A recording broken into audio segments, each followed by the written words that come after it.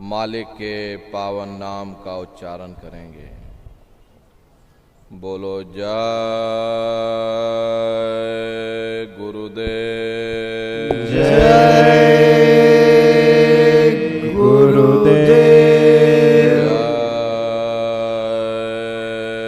जय गुरुदेव, जय गुरुदेव, जय गुरुदेव, जय गुरुदेव।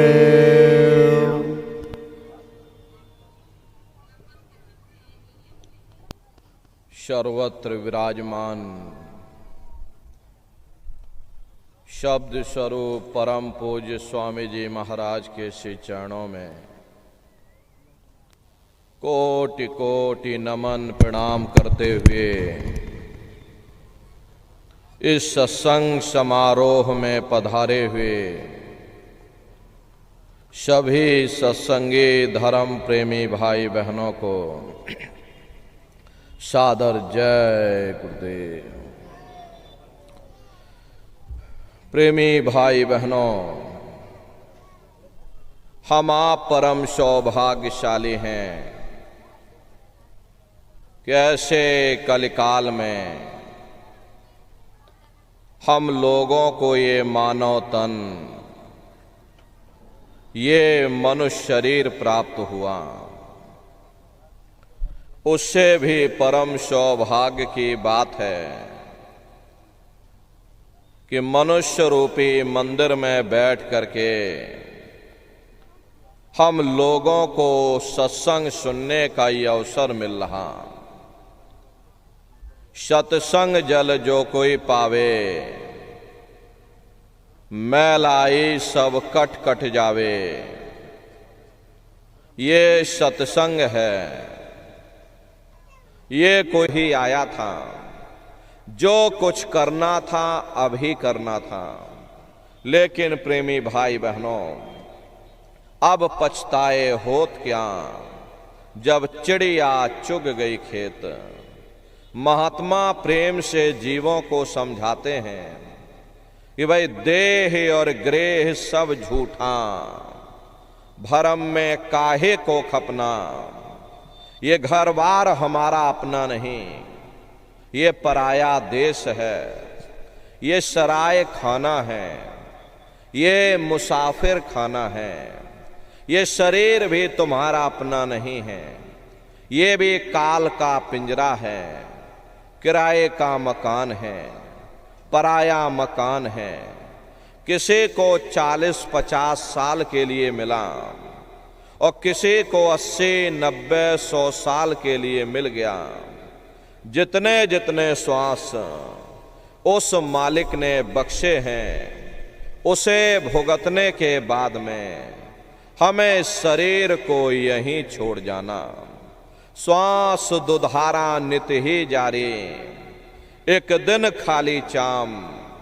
प्रेमी भाई बहनों, एक तालाब पानी से चाहे कितना भी क्यों ना भरा हो, आप एक छोटी सी नाली काट कर खोल दीजिए, तालाब में छोटा सा छेद कर दीजिए, तो सारा पानी ही तालाब से बाहर निकल जाएगा। ठीक उसी प्रकार से हमारा ये शरीर भी श्वासों का भंडार है, और जब तक श्वासों का भंडार जारी है, हम दुनिया के काम काज में फंसे हुए, दुनिया के कारोबार में हम आप उलझे हुए। लेकिन जिस वक्त ये श्वासों का भंडार खाली होगा, हरे टेलीफोन खड़क जाएंगे, तार पहुंच जाएंगे, संदेश पहुंच जाएंगे, सब रिश्ते नातेदार, सब कुटुंब परिवार वाले, सब अड़ोस पड़ोस वाले मिनटों सेकंडों में इकट्ठा हो जाएंगे। प्रेमी भाई बहनों, जिस शरीर से तुम इतना प्रेम किया करते थे, उसे कोई एक रात भी घर में रखने को तैयार नहीं होता। कंधों पर लटका करके शमशान भूमि पर छोड़ करके आ जाते हैं। हिंदू लोग तिनका तोड़ाते हैं कि जैसे तिनका टूट गया, तेरा मेरा रिश्ता नाता टूट गया। मुसलमान, सिख या ईसाई लोग खाक की मिट्टी कब्र में डाल देते हैं कि जो मेरे लिए खाक की मिट्टी है वह मेरे लिए तू है। मामूली कष्ट नहीं होता, मौत के समय में घन घोर पीड़ा होती है। जनमत मरत दुसह दुख हुई। सहजो बाई ने बयान किया है कि सहजो मौत आईया और अंग अंग दिया तोड़, और हिया जरे छाती फटे उठे पीर घन घोर।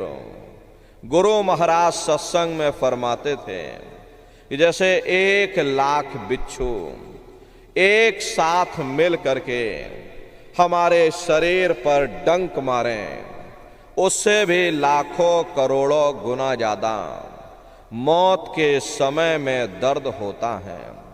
जब मृत्यु आती है तो किस तरह से प्राण निकलते हैं, प्राणों के निकलने की क्या प्रक्रिया होती है, पहले उसे आप अच्छी तरह से समझ लीजिए।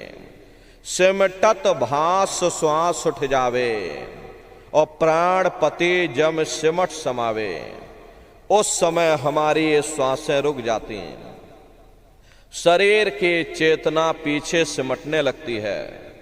तो सबसे पहले गुदा चक्र टूटता है, क्योंकि गुदा चक्र में पृथ्वी का वास होता है। गुदा चक्र टूट करके ऊपर इंद्रिय चक्र में समा जाता। इंद्रिय चक्र में जल का वास होता, यानी जल ने पृथ्वी को घोल दिया। फिर जब इंद्रिय चक्र टूटेगा तो ऊपर नाभि चक्र में समा जाएगा। नाभि चक्र में अग्नि का वास होता, यानी अग्नि ने फिर जल को सुखा दिया। ये नीचे से सिमटाव होता है, नीचे से ऊपर की ओर सिमटाव होता। फिर जब ये नाभि चक्र टूटेगा तो हृदय चक्र में समा जाएगा। हृदय चक्र में वायु का वास होता, यानी वायु ने अग्नि को अपने में समाहित कर लिया और इस तरह से वायु आकाश में उड़ गई। ये आंखों की पुतलियां ऊपर पलट जाती हैं, मुंह खुला का खुला रह जाता। महात्मा प्रेम से जीवों को समझाते हैं कि भाई जब यह कर्म कलाय उपजावे और बुद्धि सुरत की आन दबावे, जब यह जीवात्मा पांचों तत्वों को लांग करके जल पृथ्वी अग्नि वायु आकाश पांचों तत्वों को लांग करके ऊपर आती हैं, तो काल दाढ़ में आन दवानी और जब ढर के नैनन से पानी, जब काल अपनी दाढ़ में दबाता है उस समय नेत्रों से पानी निकलता है। इंद्रियां टूट टूट करके चकनाचूर हो जाती हैं। सब रिश्ते नातेदार खड़े रह जाएंगे। डॉक्टर, वैद्य, हकीम सब आपको देखते रह जाएंगे, लेकिन उस समय आपको कोई बचा नहीं पाता। यमदूत आते हैं, प्राणों की डोरी को तोड़ देते हैं और जीवात्मा को खींच करके इस शरीर से बाहर कर दिया जाता। जैसे ये जीवात्मा शरीर से अलग हुई, ये शरीर हमारा मिट्टी हो जाता। फिर इस मिट्टी को एक रात अपने घर में कोई रखने को तैयार नहीं होता। अरे आपके कितने भी सगे संबंधी क्यों ना हो, खास नात रिश्तेदार क्यों ना हो, लेकिन एक रात कोई घर में मट्टी रखने के लिए तैयार नहीं होते। कहते भाई जल्दी करो जल्दी करो, अब इनकी शक्ल देखने में हमको डर लग रहा, जल्दी से बाजार से कफन खरीद के लाओ, जल्दी से लकड़ियां खरीद के लाओ, अरे जल्दी से चिता तैयार करो, इनको घर में से जल्दी से उठा ले जाओ, वहीं शमशान भूमि पर जला देना। ये जो घर में इनके कपड़े लत्ते पड़े हुए हर इनके कपड़े लत्ते भी उठा ले जाओ, वहीं शमशान भूमि पर जला देना। जिस बिस्तर पर ये लेटे रहे, ये बिस्तर भी अशुद्ध हो गया। अब इनकी छुई हुई चीज हमको घर में एक नहीं चाहिए, इसलिए इनका बिस्तर भी उठा ले जाओ, वहीं शमशान भूमि पर जला देना। लेकिन उसने कोई सोने की अंगूठी पहनी होगी, गले में कोई सोने की चैन पहनी होगी, उसे धीरे से निकाल करके जेब में डाल लोगे। बस वही एक अशुद्ध नहीं होगा और बाकी सब अशुद्ध हो जाएगा। हरे महात्मा कहते हैं कि भाई कुटुंब परिवार मतलब काम, और बिना धन पास नहीं आए। ये रिश्ते नातेदार, ये कुटुंब परिवार वाले, ये सब स्वार्थ के संगी साथी हैं। हरे प्रेमी भाई बहनों, आज तुम्हारी जेब में पैसा है तो साहब जैसे तैसे तुमसे रिश्तेदारियां कायम कर लेंगे, लेकिन आज जेब खाली हो जाए तो कोई किसी को याद करने वाला नहीं। 13 दिन बाद 13वीं मना दोगे, लड्डू पूड़ी पकवान बना करके खिला दोगे, फिर जाने वाले को कोई याद नहीं करता। अभी बूढ़े बुजुर्गों से पूछा जाए कि भाई क्या तुमको तुम्हारे माँ बाप की याद आती है, तो कहेंगे भाई नहीं आती। अरे क्यों नहीं आती?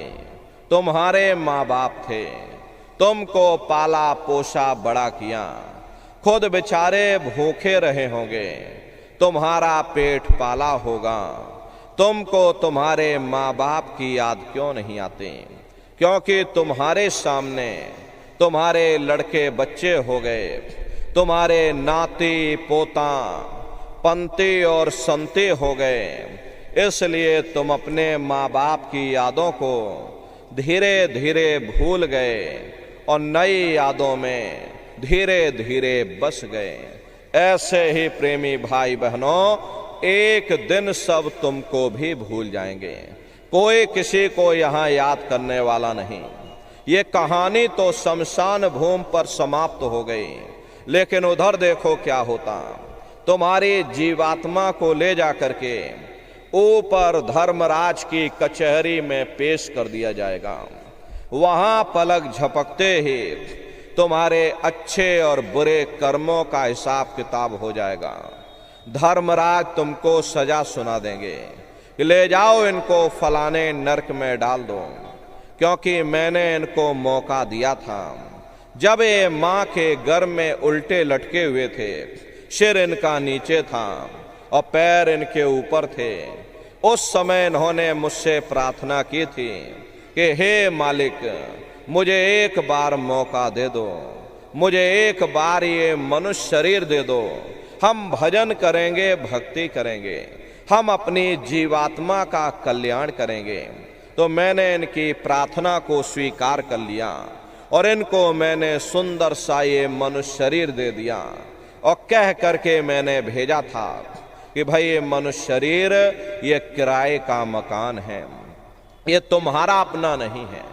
अगर ये तुम्हारा अपना होता तो हमेशा तुम्हारे पास रहता, ये तुम्हारा अपना नहीं। ये मैंने तुमको कुछ समय के लिए किराए का मकान दिया है।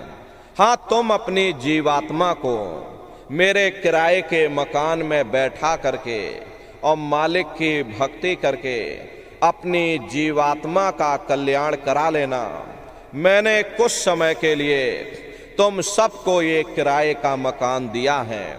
जब समय पूरा होगा तो मैं अपने सिपाहियों को भेजूंगा और उस समय पर तुम मेरे मकान को खाली कर देना। लेकिन इतना ध्यान रखना कि जैसा साफ सुथरा मैंने तुमको ये किराए का मकान दिया है, वैसा ही साफ सुथरा तुम मुझको वापस लौटाना। लेकिन इस किराए के मकान में बैठ करके इन्होंने अच्छे बुरे कर्म कर डाले।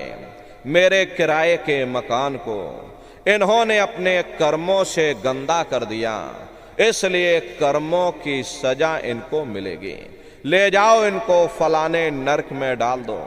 महात्मा कभी झूठ नहीं बोलते।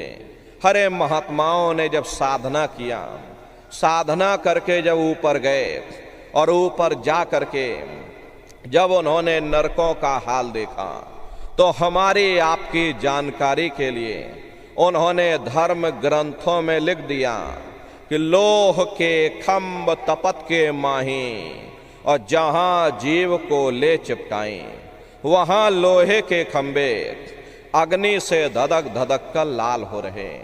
ऐसे खोटे जीवों को उन खंभों में चिपटाया जाता है।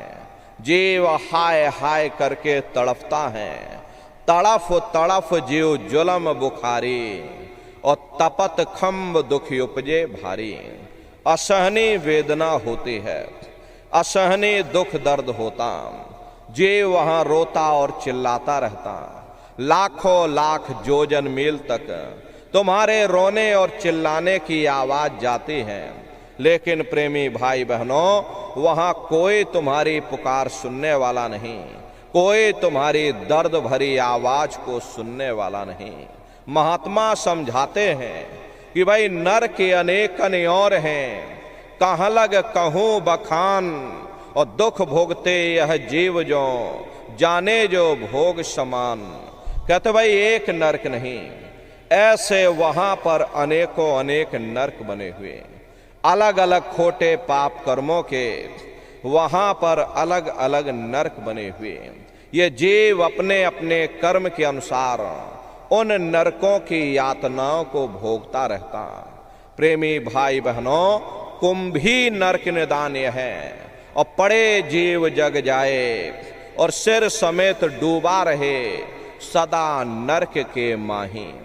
कुंभी कहते हैं घड़े के आकार का बड़ा विशाल नरक बना हुआ, दुनिया भर का मवाद उसमें भरा है, बड़े भारी बदबू उसमें से आती हैं, जीवों को उसी में डाल दिया जाता। जब ही नरक सिर ऊपर काढ़े, तब ऊपर जूते जम मारे। जैसे ये जीव श्वास लेने के लिए अपने सिर को बाहर निकालता है, ऊपर यमदूत खड़े रहते हैं, नोकदार भालों से प्रहार कर देते, जीव फिर उसी में डूब जाता है, युगों युगों तक डूबा रहता। कुंभी नरक कल्प लो वासा, और मुख में नरक नाक में श्वासा। कल्प लो वासा यानी 1000 चौकड़ी युग का एक कल्प होता है, और कल्प लो वासा यानी युगों युगों तक ये जीव नरकों की यातनाओं को भोगता रहता। और नरकों की यातनाएं भोगने के बाद में इसी जीवात्मा को सीधे मनुष्य शरीर नहीं दिया जाता, बल्कि से 4 खान 84 लाख योनियों में डाल दिया जाता। जैसे बच्चा होता है, बच्चा पहले कक्षा 1 पास करेगा, फिर कक्षा 2 में जाएगा, ऐसे वहां पर भी पूरा चैनल बना हुआ। नरकों की यातनाओं को भोगने के बाद में इन्हीं जीवों को 4 खान 84 लाख योनियों में डाल दिया जाता। प्रेमी भाई बहनों, ये 4 खान 84 लाख योनियां, ये कोई मामूली योनियां नहीं होती। 4 खान का मतलब होता है अंडज पिंडज उपमज स्थावर, ये 4 खाने होती हैं। पहली श्रेणी तो इन पेड़ पौधों की आती है जिनके अंदर पानी का तत्व मौजूद होता है। कभी ये भी मनुष्य हुआ करते थे, लेकिन आज अपने कर्मों का भोग पा रहे एक जगह पर बेचारे खड़े हुए। दूसरी श्रेणी कीड़े और मकोड़ों की आती हैं जिनके अंदर पृथ्वी और अग्नि का तत्व मौजूद होता है। तीसरी श्रेणी पंछियों की आती है, चौथी चौपाए जानवरों की आती है, और 5वीं स्वयं इंसान की आती है, जिसके अंदर 5 तत्व जल पृथ्वी अग्नि वायु आकाश 5 तत्व मौजूद होते। प्रेमी भाई बहनों, ये 4 खाने हैं, इनकी अलग अलग कुल 84 लाख योनियां इनमें बटी होती हैं। अब आप पेड़ पौधों को देखिएगा तो आम का पेड़ अलग है, नीम का पेड़ अलग है, पीपल का पेड़ अलग है। ऐसे ही अलग अलग प्रजातियों के कीड़े मकोड़े, अलग अलग प्रजातियों के पशु और पंछी, कुल मिलाकर के 84 लाख योनियां हैं। हम दुनिया के जीव नरकों की यातनाओं को भोगने के बाद में इन्हीं 84 लाख योनियों में डाल दिया जाता। मामूली कष्ट नहीं होता। अरे हमको आपको गर्मी लग गई तो हम लोग छाया में आ गए, सर्दी लग गई कंबल रजाई ओढ़ लिया, भूख लग गई तो रोटी खा ली, बीमार हो गए तो अस्पतालों में चले गए, अपना अपना इलाज करवा लिया। लेकिन देखो इन जानवरों को, क्या गर्मी, क्या सर्दी, क्या बरसात, एक एक रोटी के टुकड़े के लिए दर बदर रोड पर भटकते रहते हैं। किसी का हाथ कट गया, किसी का पैर कट गया, किसी को जीते जी काट डाला, मुर्गी की गर्दन ही मरोड़ डाली। हर उनको भी दर्द होता है, उनको भी तकलीफ होती है, लेकिन वे बेचारे बेजुबान हैं, कुछ बोल नहीं पाते हैं, कुछ बता नहीं पाते हैं। हम लोगों के अंदर जुबान है, हम लोग बोल बता देते हैं, वे सिर्फ रोते और चिल्लाते रहते हैं।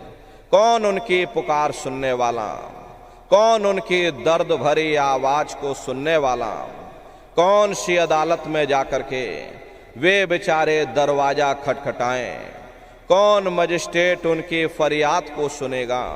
प्रेमी भाई बहनों, कोई सुनने वाला नहीं। हरे मादा बिच्छू होती है, मादा बिच्छू की मौत कैसे होती है? मादा बिच्छू जब अपने बच्चे को जन्म देती है, उसी के बच्चे भूख को मिटाने के लिए अपनी माँ की पीठ पर चढ़ जाते हैं और उसी के मांस को नोच नोच करके खाते हैं। वो तड़फती रहती है, कराहती रहती है, लेकिन जब तक हड्डी हड्डी न बच जाए उसके बच्चे अपनी माँ की पीठ से नीचे नहीं उतरते। ऐसे न जाने कितने जीव जंतु इस संसार में भरे पड़े हुए। अरे कई जन्म भय कीट पतंगा, कई जंगा, कई जन्म पंखे सर्पोयो, कई जन्म है वर वृक्ष जोयो, मिल जगदीश में और चिरंकार यह देश सजरिया। करोड़ों करोड़ युगों से हम आप नरकों की यातनाओं को भोगने के बाद में फिर कभी कीड़े पतंगों की योनि में, कभी पेड़ पौधों की योनि में, तो कभी पशु और पंछियों की योनि में भटका खाते हैं। प्रेमी भाई बहनों, 84 लाख योनियों की सबसे जो आखिरी योनि होती है वो गाय और बैल की योनि होती है। गाय स्त्री का रूप लेती हैं और बैल पुरुष का रूप लेते हैं। ये 84 लाख योनियों की सबसे आखिरी योनि यानी अंतिम पायदान होता। उसके बाद तब जाकर के हम लोगों को दोबारा फिर से मनुष्य शरीर प्राप्त होता। इसीलिए कहा गया है कि बड़े भाग्य मानुष तन पाया और कोट जन्म जब भटका खाया। कोटान कोट जन्म जन्मांतरों तक अलग अलग योनियों में भटकने के बाद में तब बड़े सौभाग्य से हम लोगों को ये मनुष्य शरीर प्राप्त हुआ। लेकिन बड़े अफसोस की बात है, जैसे किसी को हीरा मिल गया, उसे हीरे की परख नहीं थी, उसने हीरे को गधे के गले में बांध दिया। ठीक उसी प्रकार से ये मनुष्य शरीर उत्तम से उत्तम है, लेकिन इंसान इसकी कद्र नहीं करता। खाने पीने ऐसो इशरत में अपने कीमती समय को और श्वासों की पूंजी को बर्बाद कर देता। महात्मा प्रेम से जीवों को समझाते हैं कि भाई बड़े सौभाग्य से तुम लोग मिला है। हरे बड़े से बड़े देवी और देवता भी इस मनुष्य शरीर को पाने के लिए तरसते हैं, क्योंकि उन नरकों से और इन 84 से निकलने का केवल एक ही दरवाजा है, वह केवल मनुष्य का है। इसे मनुष्य रूपी मंदिर में बैठ करके हम उस परमात्मा की भक्ति कर सकते हैं। इसीलिए संतों महात्माओं ने इस पंच भौतिक शरीर को सच्चा हरि मंदिर कहकर याद किया कि हरि मंदिर यह शरीर है और ज्ञान रतन प्रकट होए, ये असली हरि मंदिर है। जब भी वो परमात्मा मिलेगा इसे हरि मंदिर के अंदर मिलेगा। इसे पंच भौतिक शरीर को गुरु नानक साहब ने नर नारायणी देह कहकर याद किया। ये वो देह है जिसमें नारायण स्वयं विराजमान है। अरे वो नारायण जब भी मिलेंगे तुम्हें तुम्हारे अंदर मिलेंगे। यही कवि हमने लिखा है कि जो तिल माही तेल है, जो चकमक में आग, और तेरा साईं तुझ में, और जाग सके तो जाग। जिस तरह से तिल में तेल होता है, पत्थर में अग्नि होती है, ठीक उसी तरह से वो मालिक हरेक के घट घट में, हरेक के वजूद के अंदर बैठा हुआ। यही आपकी धर्म पुस्तकों में भी लिखा है कि अरे मोको का धोड़े रे बंदे, मैं तो तेरे पास में, और ना तीरथ में ना मूरत में, ना मैं तीरथ में मिलूंगा, ना मैं मूरत में मिलूंगा, ना मैं अन्य किसी कर्म कांड में मिलूंगा, ना मैं मंदिर में मिलूंगा, ना मैं मस्जिदों में मिलूंगा, ना मैं किताबों में मिलूंगा। चाहे सारी उम्र बैठ करके तुम किताबें पढ़ते रहो, अरे मैं जब भी मिलूंगा तो मैं तुम्हारे अंदर मिलूंगा। प्रेमी भाई बहनों, बड़ी सीधी सी बात है कि अगर खाना बना सारी उम्र बैठ करके पढ़ते ही रहोगे कि भाई खाना ऐसे बनता है और खाना वैसे बनता है, डाला जाता है और खाने में तेल डाला जाता है, तो कभी तुम्हारा पेट नहीं भर सकता जब तक आप खाना बनाओगे नहीं और उसे स्वयं खाओगे नहीं। कभी तुम्हारा पेट नहीं भर सकता। हम वेदों की निंदा नहीं करते, हम कुरान और बाइबल की निंदा नहीं करते।